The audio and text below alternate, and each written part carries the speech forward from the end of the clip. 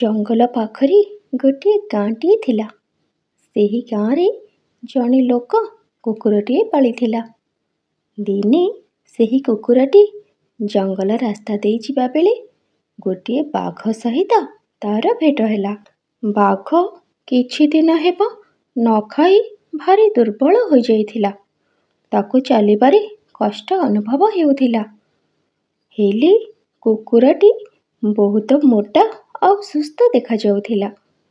ବାଘ କୁକୁରକୁ କହିଲା, ବନ୍ଧୁ, ତୁମେ ତ ବହୁତ ସୁସ୍ଥ ଦେଖାଯାଉଛ। ତୁମେ ଖାଦ୍ୟ କେଉଁଠାରୁ ପାଉଛ? ପ୍ରତିଦିନ ଏହିପରି ସୁନ୍ଦର ସୁନ୍ଦର କାହାଣୀ ଦେଖିବା ପାଇଁ ମୋ ଚ୍ୟାନେଲକୁ ସବସ୍କ୍ରାଇବ୍ କରନ୍ତୁ। ମୋତେ ଦେଖ, କିଛି ଦିନ ହେଲା ଖାଦ୍ୟ ନ ଖାଇ ମୁଁ କେମିତି ଦୁର୍ବଳ ହୋଇଯାଇଛି। ଶିକାର କରିବାକୁ ମୋ ଦେହରେ ଆଉ ଶକ୍ତି ନାହିଁ। ବାଘର ଏଭଳି ଅବସ୍ଥା ଦେଖି କୁକୁର ମନରେ ଦୟା ଆସିଲା। ସେ କହିଲା, ବନ୍ଧୁ, ମୋତେ ଖାଦ୍ୟ ଖୋଜିବା ପାଇଁ ପଡ଼େ ନାହିଁ। ମୋର ମାଲିକ ମୋତେ 2 ବେଳା ବହୁତ ସ୍ୱାଦିଷ୍ଟ ଭୋଜନ ଦିଅନ୍ତି।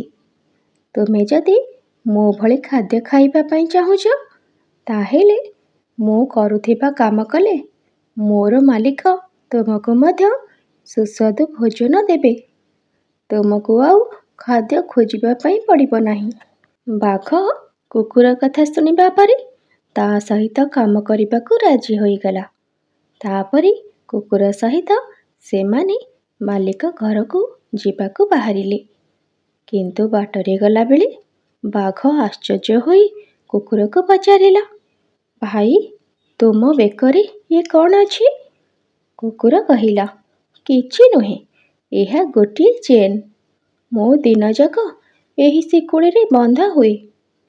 ବାଘଟି ଏହା ଶୁଣି କୁକୁରକୁ କହିଲା, ମୁଁ ତୁମ ଭଳି କେବେ ରହିବାକୁ ଚାହେଁ ନାହିଁ। ଖାଦ୍ୟ ପାଇଁ ମୁଁ ମୋର ସ୍ୱାଧୀନତାକୁ କେବେ ହରାଇ ପାରିବି ନାହିଁ। କାହାର ଦାସ ହେବା ଅପେକ୍ଷା ମୁଁ ଭୋକିଲା ରହିବାକୁ ଚାହେଁ।